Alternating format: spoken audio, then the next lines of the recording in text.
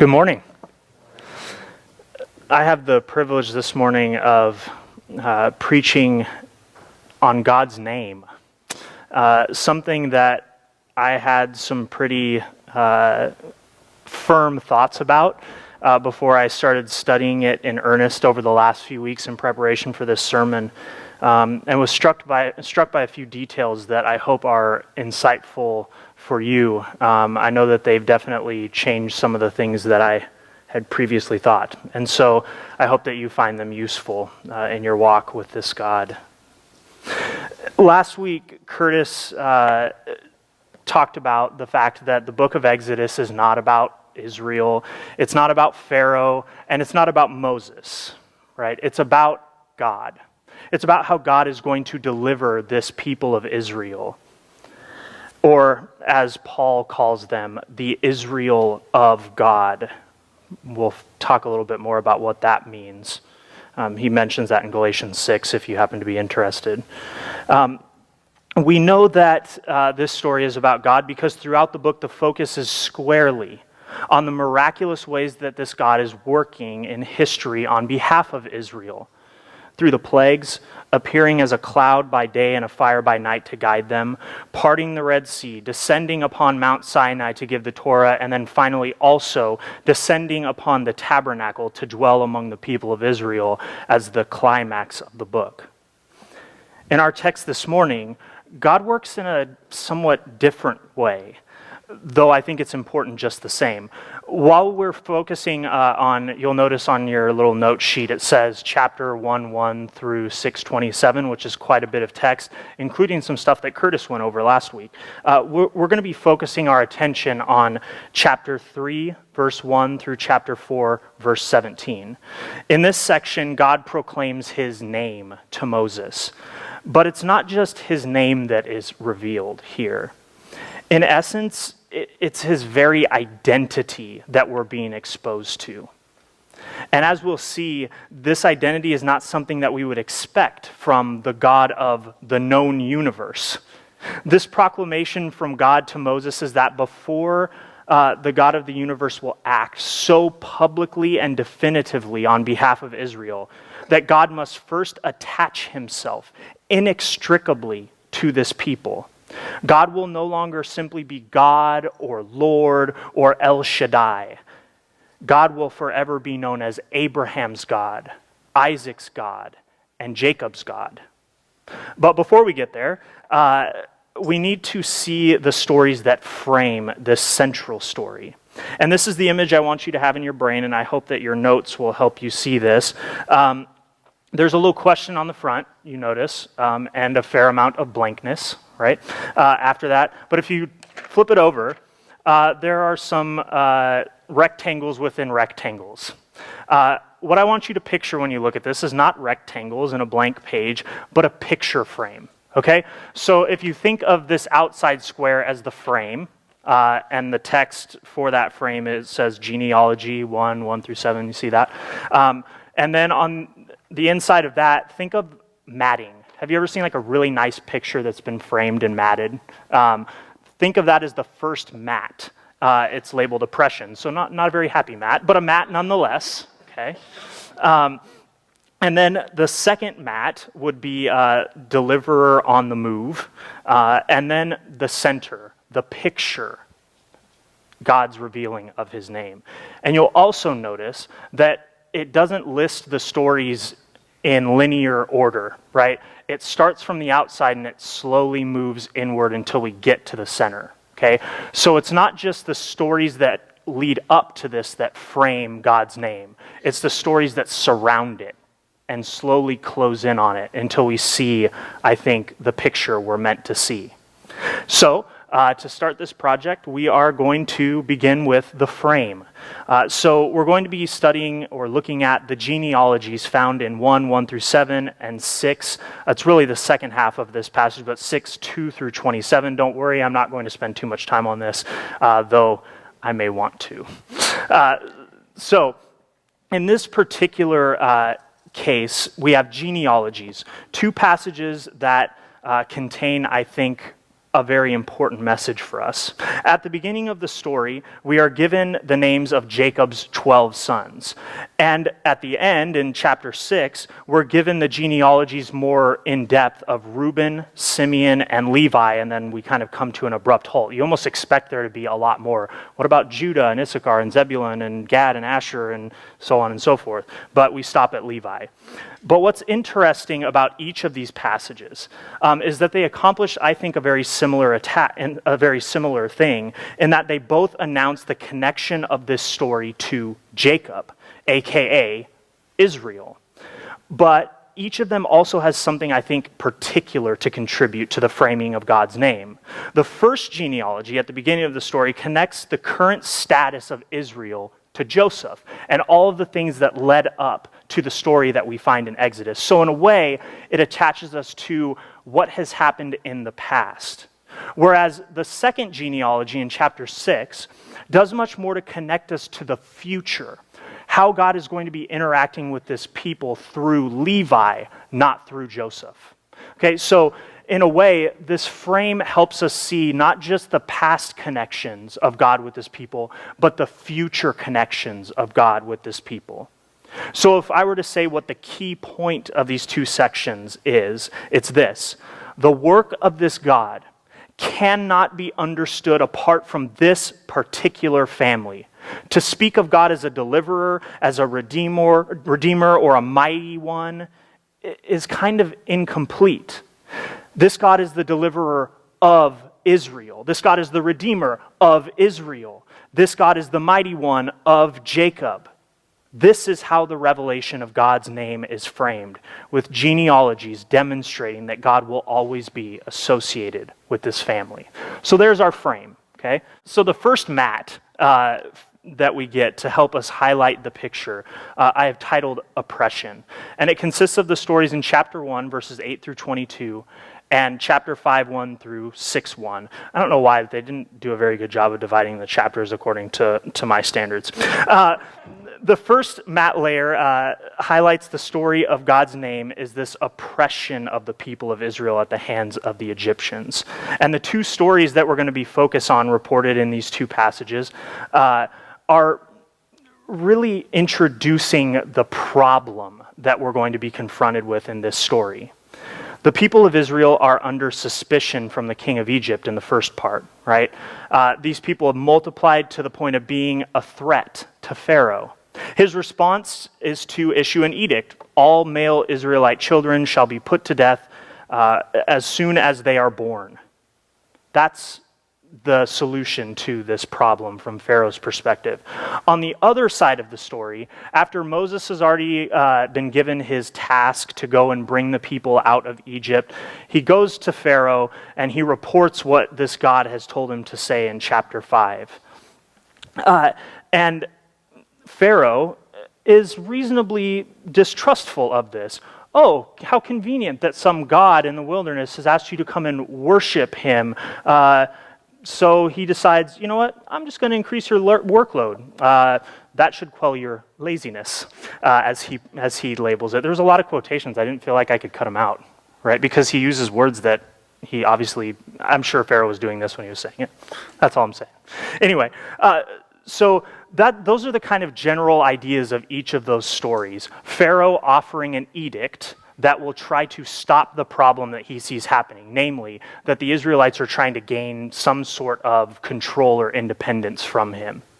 So let's highlight some of the details of each of the passages before we go on. So focusing in on the first of these oppression stories, I have to admit there's something very odd about how the Israelites respond to the oppression of Pharaoh. And even more so, there's something strange about the language that's used. So if you look at chapter 1, in verse 12, the translations that you have try to make sense of what is said, and by doing so, they actually obscure something that I think is a very important detail. So here's the Derek Davis translation, or the DDT as it's sometimes known, of chapter 1, verse 12. And as they, that is the Egyptians, oppressed him, singular, by him they mean Israel, but interesting that it's singular. He, Israel, grew, and he broke forth. That's the translation. So we'll talk a little bit about why I think it's a singular subject there rather than them, the Israelites, a little bit later. So hang on to that little detail. But I think it is important. And as you hang on to that, we are also left somewhat hanging here as to the reason for this multiplying. In what world does oppression lead to increased childbearing? To the point where by the time they leave, they're 6 million strong if we are to take the numbers seriously in Exodus. When you come in with 70 people, that's how Genesis ended, and we're working with the great-grandsons of Levi. Just the not like the great-great-great-great-great-grandsons. So from 70 in 3 or 4 generations to 6 million, that's a lot of people. So as we come to grips with this, in my opinion, we have to ask this question: who is behind this? It never says, and God forced them to multiply or caused them to multiply. They just multiply. And Pharaoh is dumbstruck by how large they get.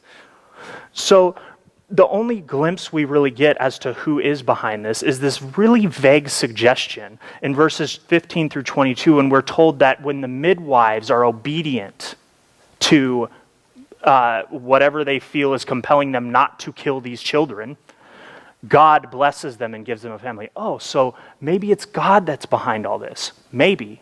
But we're never told. What is God doing in the midst of all this? I'm going to leave you with that question as well. Hold on to it. Likewise, in the story on the other side, in chapter 5, verses 1 through 6, verse 1, we have something that I think is fairly similar. As Moses and Aaron bring news of this Lord, this God of Israel, Pharaoh rhetorically questions God's jurisdiction. Who is the Lord that I should obey his voice by sending Israel away? He actually uses the divine name there and says, I've never heard of this God. Why should I listen to you? Is this even a real God? I've never even heard this name before. That's the impression that we get. And then later on, in verse 21, after Pharaoh has increased the labor to the Israelites summon Moses and Aaron, and they say, okay, look, may the Lord look upon you and judge both you and me. So they're ready to invoke the name of this Lord and say, if this God is even around, may he judge between the two of us, because he's not helping us at all right now. And so then Moses, in response to this, retreats somewhere and he prays to the Lord. But interestingly, he doesn't use the Lord's name. He uses a generic term, master. He turns to him and he says, Master, why have you caused this evil? So what's going on in these two stories? Is God working? Or is he confusing people?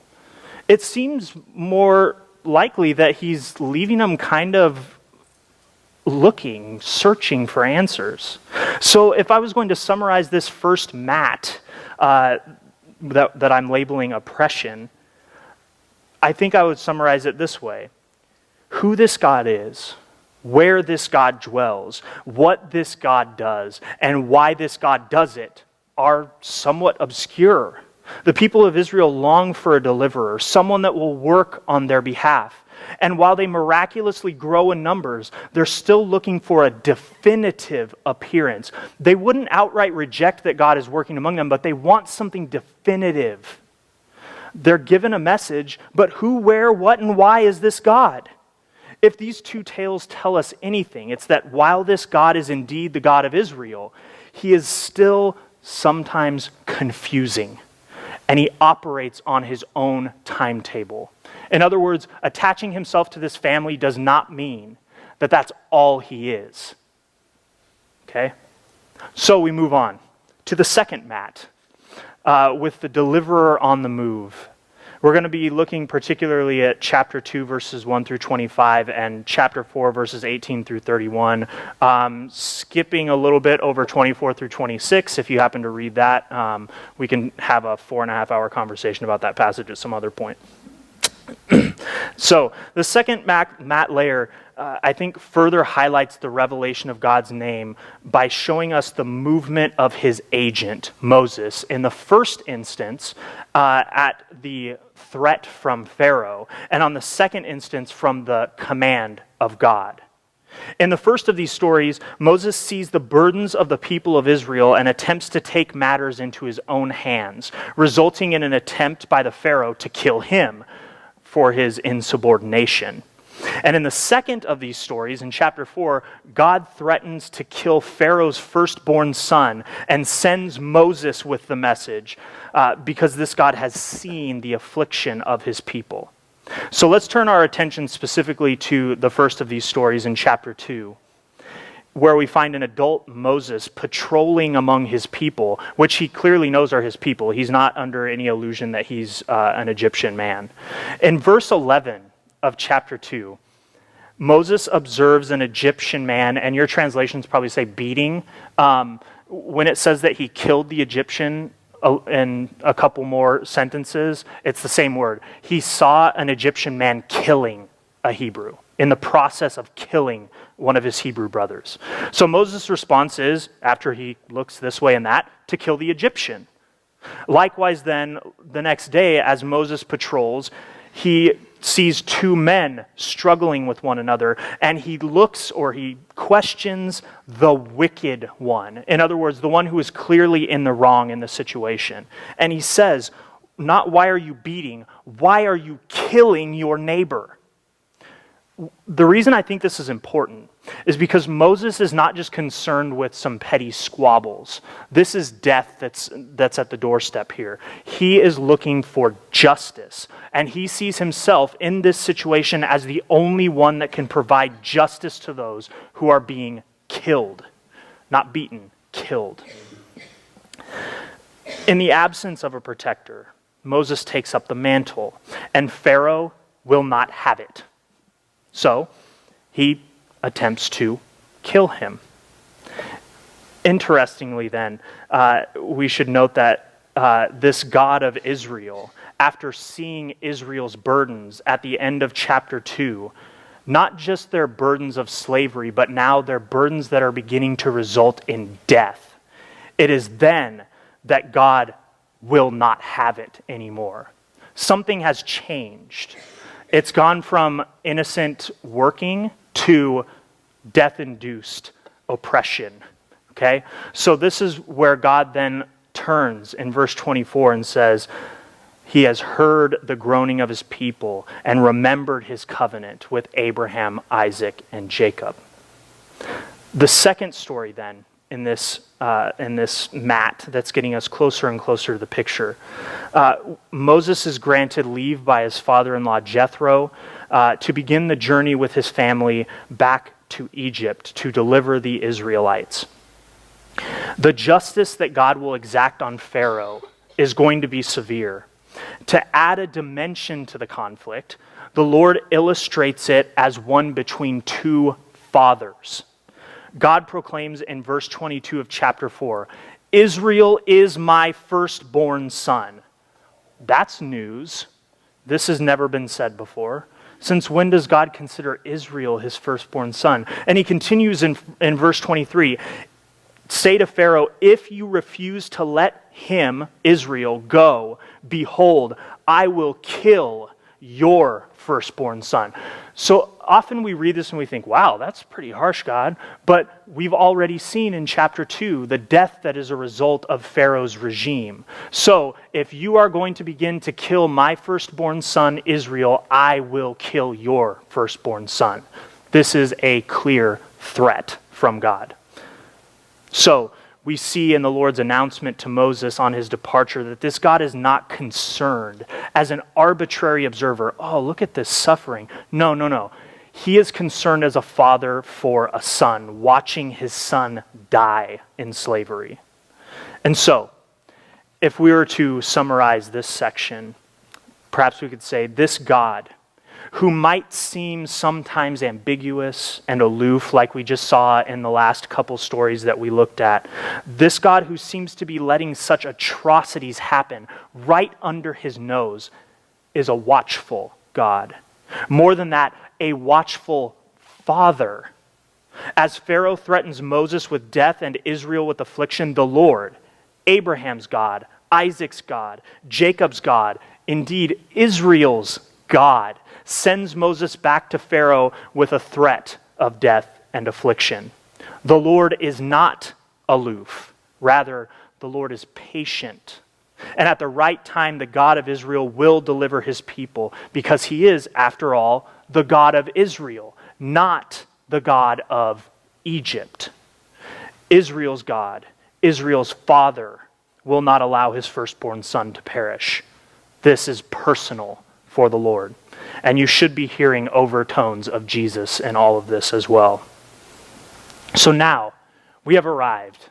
We are ready to look at the picture that we've been waiting to get to. We've studied the frame, these first two mats. Now we look at God's name.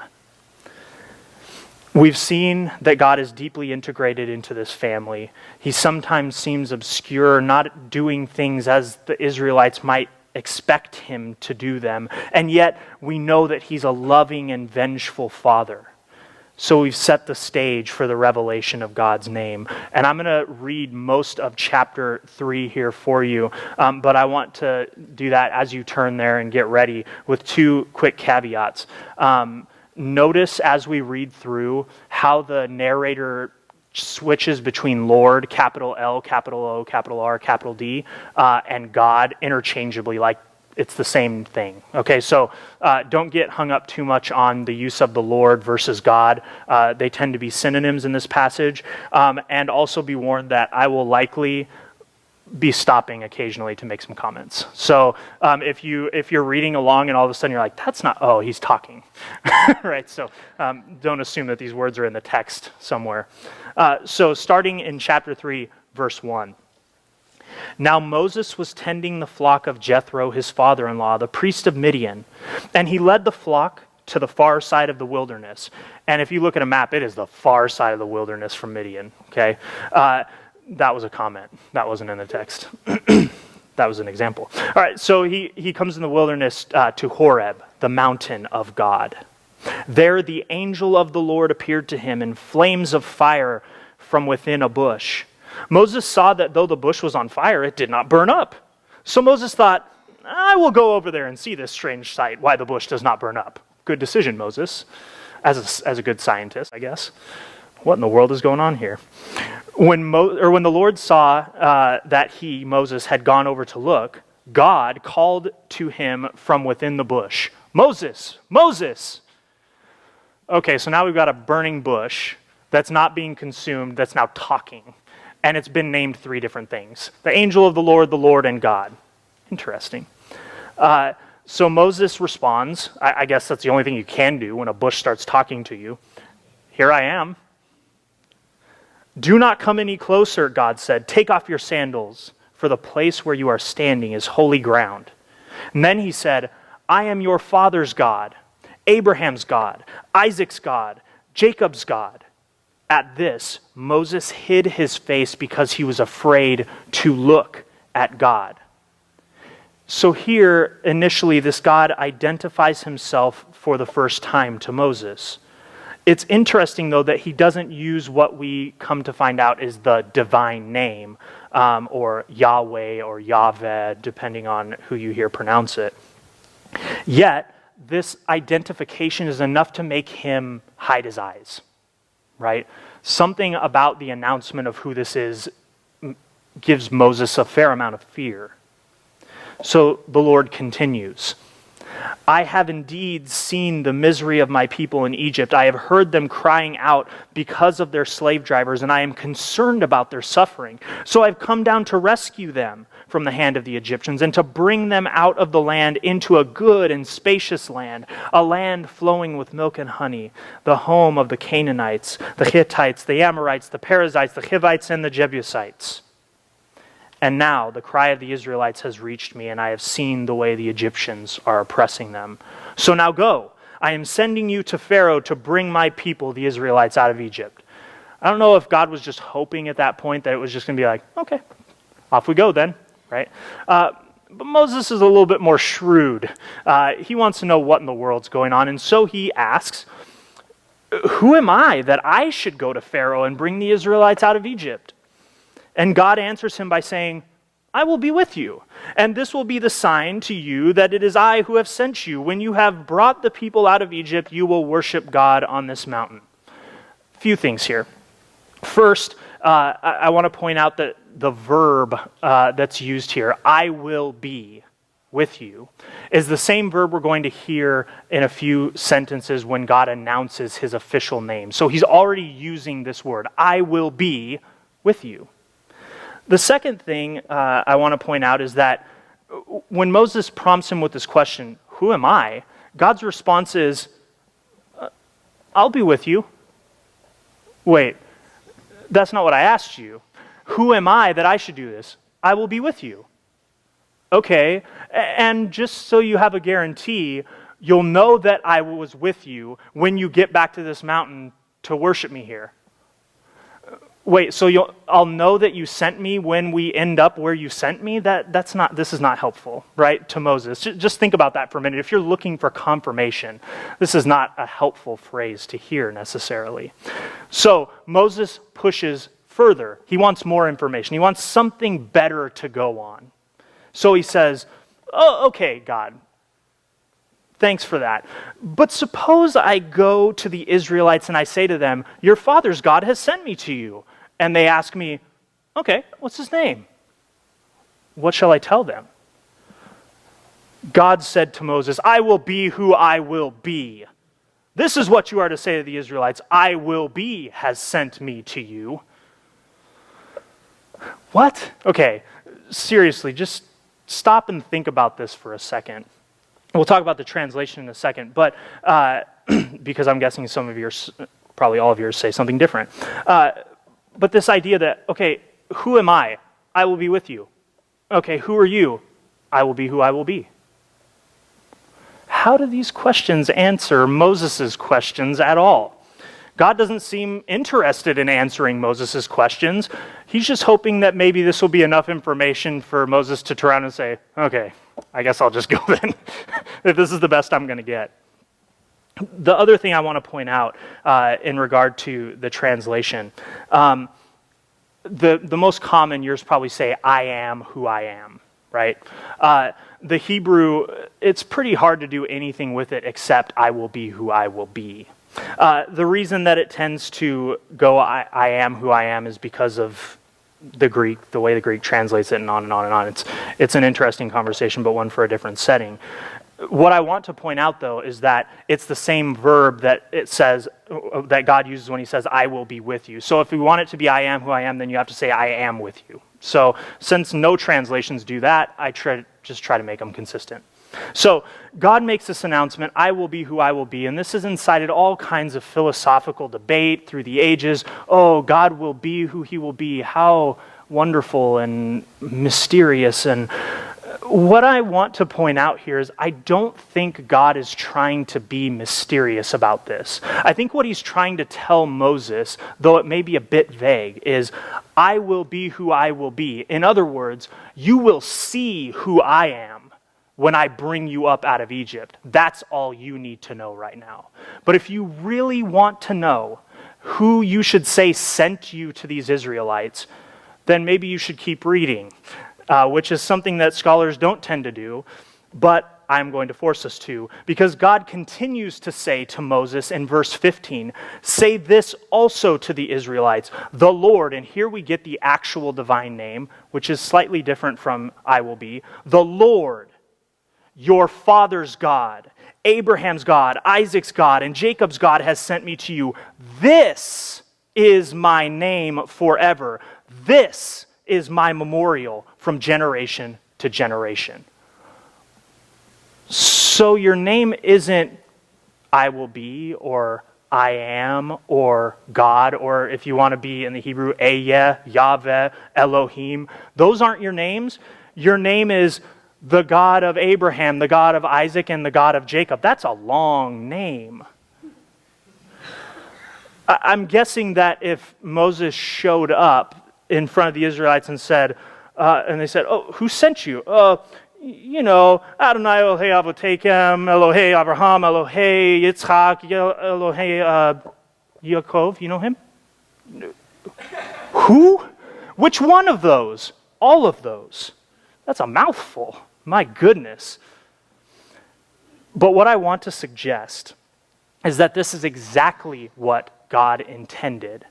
And that as we continue on in the story of Israel and we see the divine name, what is implied is that this is a shorthand.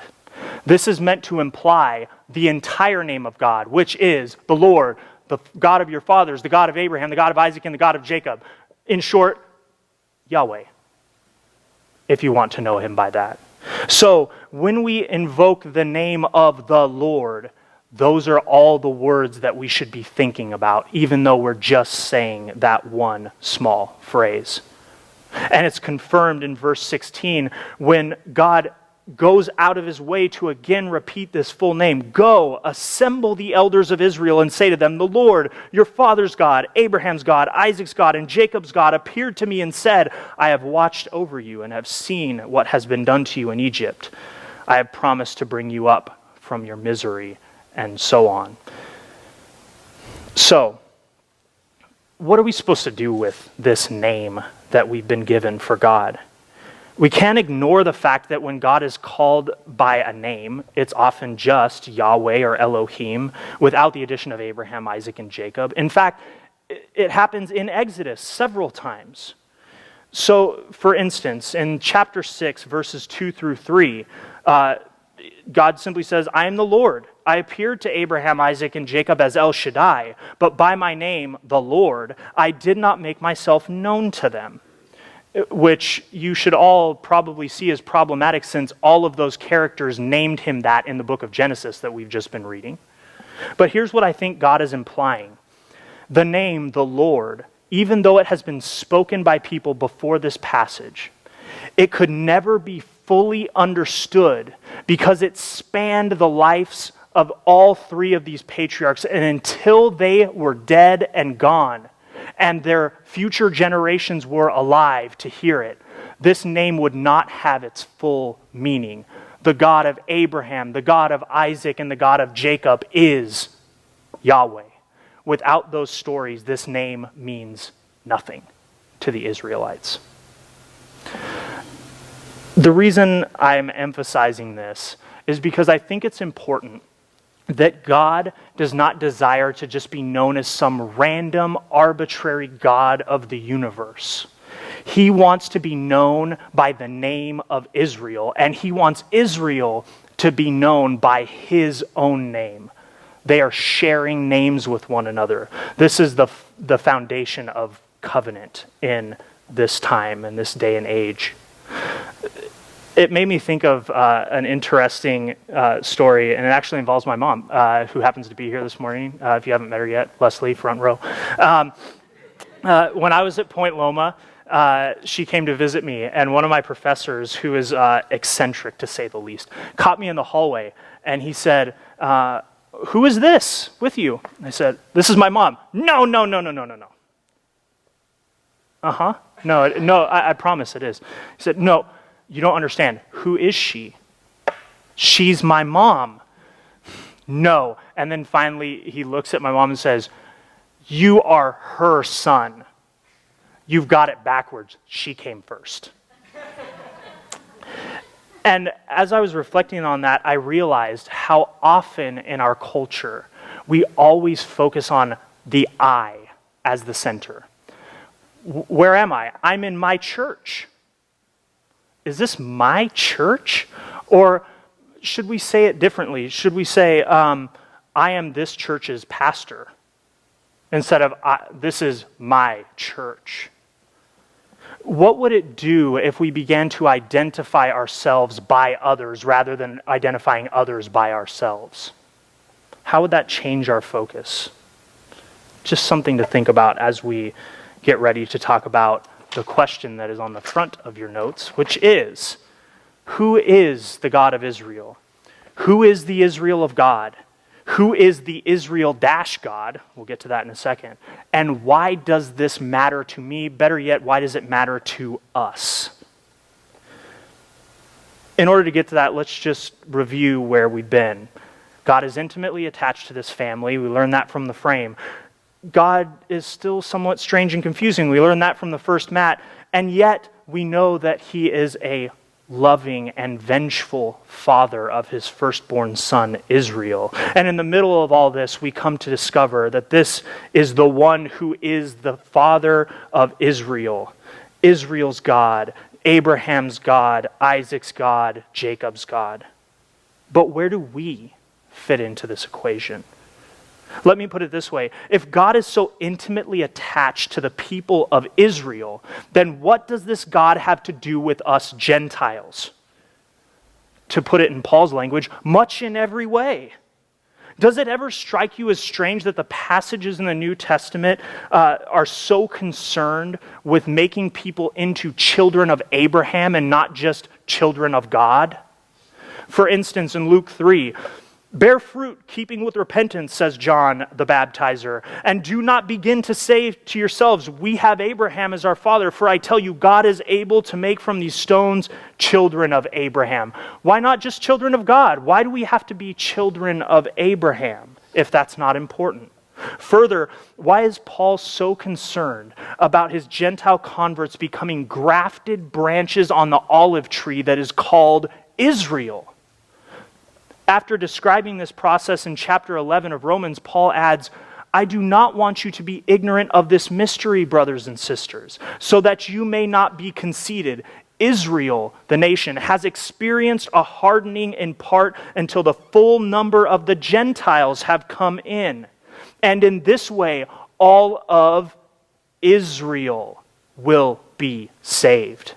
As it is written, the deliverer will come from Zion. He will turn godlessness away from Jacob. And this is my covenant, says the Lord, with them when I take away their sins.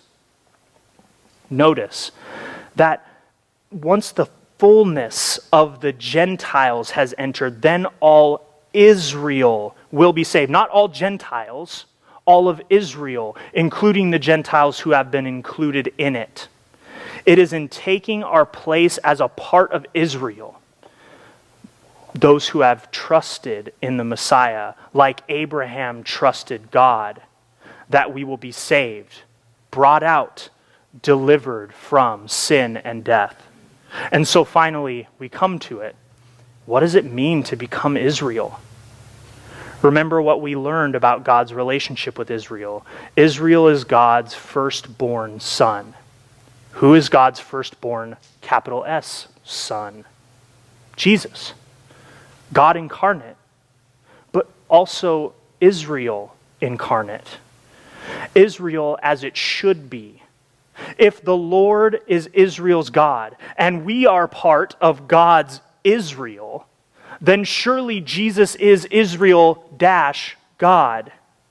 Maybe we should not refer to him as the God-man, but as the God Israel. Through Jesus' death and resurrection, God has called all Jews, Gentiles, and barbarians, if you happen to fall in that category, who demonstrate the faithfulness and trust of Abraham into a marriage covenant with his firstborn son, the God Israel. As we walk with our bridegroom and imitate him, we become the Israel of God. So then, when God announces on the last day, as the trumpet sounds, I am the Lord, your father's God, Abraham's God, Isaac's God, and Jacob's God, then we will know to respond in imitation of our Father by saying, and we are the Israel of God. May it be so.